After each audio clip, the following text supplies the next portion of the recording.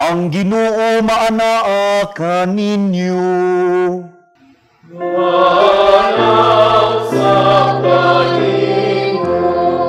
Kinutlugikan sa Ebanghelyo, sumala ni San Marcos.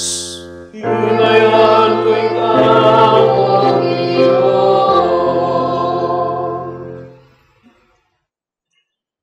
Sa unang adlaw sa pangilin sa pan nga walay patubo, ang adlaw nga maoy iihaw sa mga karnero nga kanon inig sa ulog sa pangilin sa pagsaylo, ang mga tinun-an nangutana kang Jesus.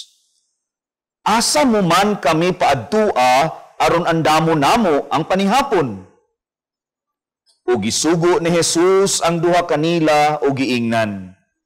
Pangadto kamo sa syudad, ug usa ka tawo nga naglukdog usa ka tadyaw nga tubig motagbo kaninyo. Kuyog kamo kaniya ngadto sa balay nga iyang adtuan, ug ingna ang tag-iya sa balay. Ang magtutudlo nag-ingon, hain ang kwarto alang kanako, diin ako makigsalo sa akong mga tinun-an sa panihapon sa Pasko. Unya tultulan kamo niya sa usa ka dakong kwarto sa itaas nga sangkap sa galamiton ug inandam na. Andaman ninyo didto ang atong pagkaon. Ug miadto ang mga tinun-an sa syudad ug ilang nakaplagan ang tanan sumala sa giingon ni Jesus. Didto giandam nila ang panihapon. Samtang nangaon sila, mikuha si Jesus sa pan, nagpasalamat o gipikas-pikas niya kini o gihatag ngadto sa iyang mga tinun-an. Kana ninyo kini, miingon siya. Kini mao ang akong lawas. Unya gikuha niya ang kupa, gipasalamatan ang Dios o gitunol kanila, ug silang tanan nanginom niini. Miingon si Jesus, kini mao ang akong dugo nga giula alang sa daghan, ang dugo nga naglig-on sa kasabutan sa Dios. Ug sultihan ko kamo nga dili na gayud ako muusab pag-inom niining bino hangtod sa adlaw nga muinom ako sa bag-ong bino didto sa gingharian sa Dios. Unya nag-awit sila usa ka awit sa pagdaig sa Dios ug nangadto sa bungtod sa mga olibo. Ang Ebanghelyo sa Ginoo. Dayon ka, O Kristo.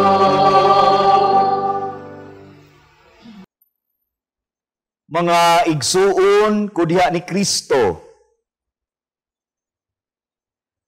Excited pa ba ta nga mutambong sa Santos nga misa? Anaa pa ba ang excitement nga muapil sa Santos nga Eucharistia?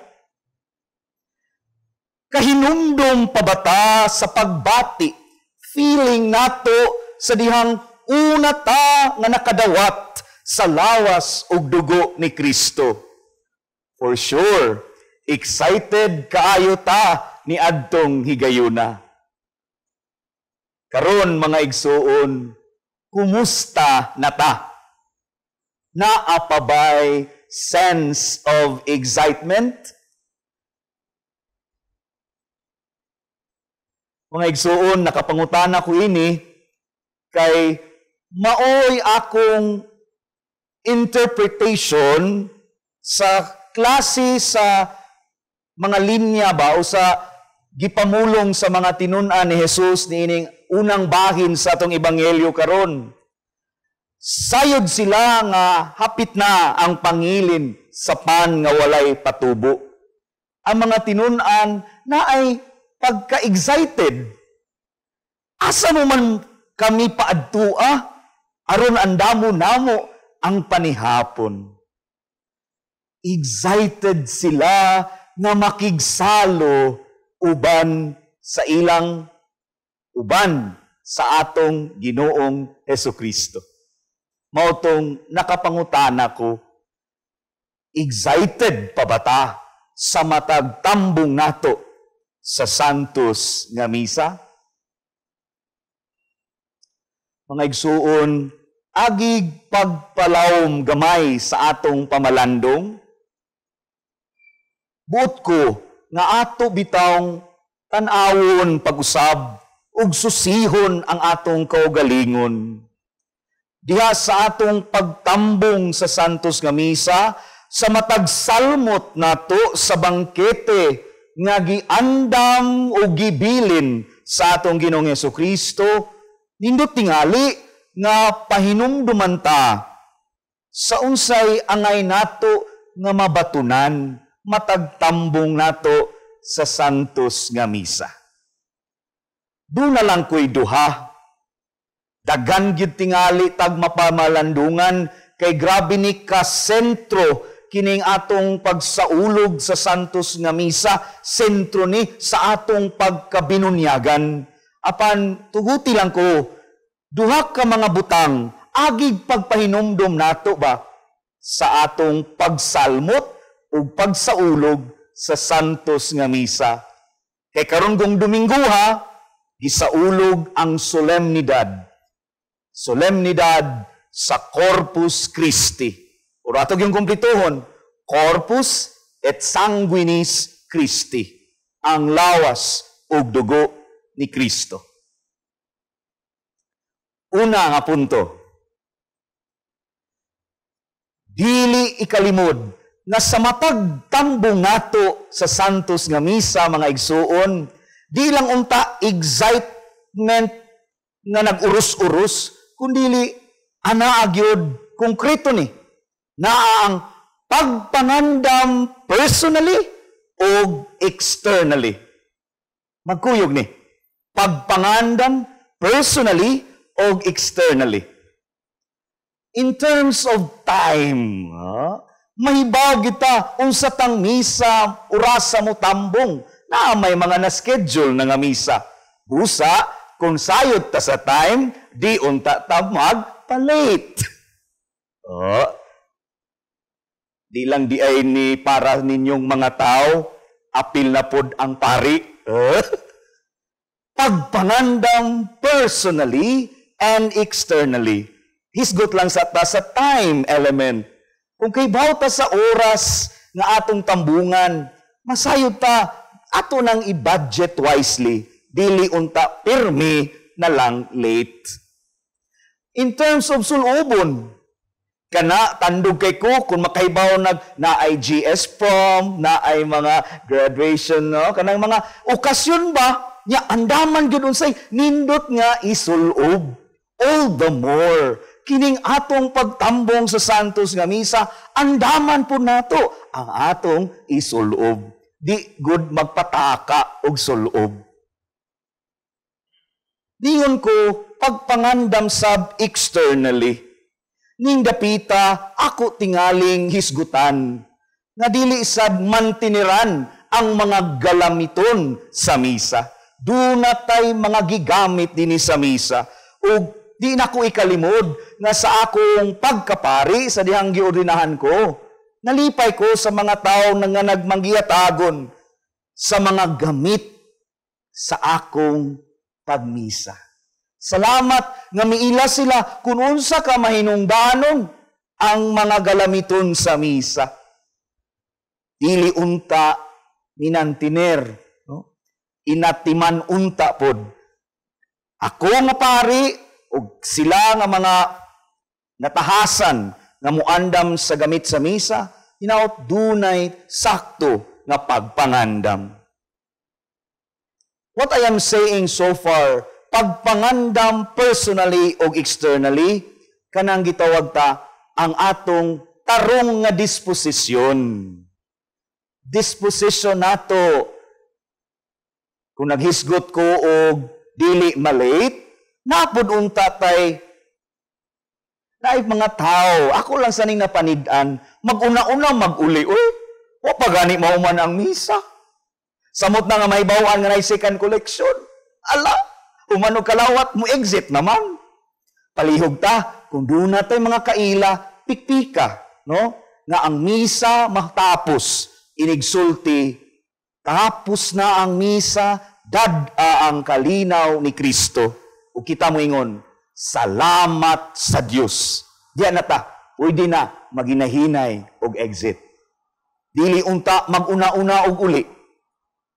Kabahin ni sa atong pagpangandam personally, externally. Ngawang tatay dalian human sa misa, no? Again, dili lang ni para ninyong mga laiko, apil pod kami nga mga pari. Dunay pagtarong nga pagpangandam. Kay nga naman, tanawa unsay nahitabo sa Ebanghelyo. Giandam nila ang panihapon. Gisugo ni Jesus, andama ang atong panihapon. Ari na kus ikaduha nga punto. O katapusan na sabni. Diha sa atong pagsalmot sa Santos nga Misa, humanta makapangandam personally o externally, hinaot, makita diha sa atong kinabuhi ang pagpakabana sa uban ug sa kinaiyahan. Musugot tag sadi mga igsuon, humanta mabusog sa Santos nga Eucharistia, andam pud ta mo paambit sa kaugalingon ngadto sa uban nga nagkinahanglan. Allow me to quote, duna ko'y kutluon nga linya, diha bitaw na mga daghan ng mga parokya nga naay prayer before the Mass, naapoy prayer after the Mass. Na ang pari ug ang mga manerve sa misa, muampo prayer before the Mass, prayer after the Mass. Yan ay linya diha sa prayer after the Mass. Kami among litukon. May the grace of the Eucharist be reflected in our lives, and may we share this love with others as we become Eucharistic persons. End of quote. Nindot siya nga mga linya, mga igsuon, makapatandog kaayo. Di lang si pari, di lang katong mga ni-serve panahon sa misa, kundi para ni sa tanan, kita nga mikalawat sa lawas ug dugo ni Kristo, hinaot dunay pagpakabana nga buhaton, humanta mabusog sa Eucharistia. Dili unta taka ako nga magpagkabutabungol kita sa panginahanglan sa uban. We may become Eucharistic persons, pagpakabana sa uban. Ug dili ba maumansab ni ang gibuhat sa atong Ginoong Hesukristo human sa panihapon. The rest is history. Nga kita ang miambit karon. Mao nang gusto jud ko nga way mag-una-una og uli kay naa gyud ang nindot nga ending. Tapos na ang misa, dad-a ang kalinaw ni Kristo. Ug duna nay nindot nga naanay nindot nga gipasabot, dad-o nato sa uban ang atong nasinati nga gugma kalinaw ni Kristo. Agig pagtakop, nindot tingali ng bagpabilin ang sense of excitement. Di natuwag tangon. Excited ta nga makighimamat sa Dios sa matag Santos nga misa nga atong tambungan. Pero idugang nato, dili unta taphaw ang maong excitement naa ang pagpangandam personally and externally. Aron matabangan ta sa maanindot nga pagsalmot sa Santos nga misa.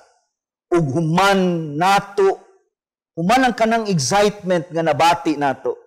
Dili unta ni mahimong diri lang, no? Self-focus lang nga excitement, kundi excited sad ta nga magpakabana sa uban.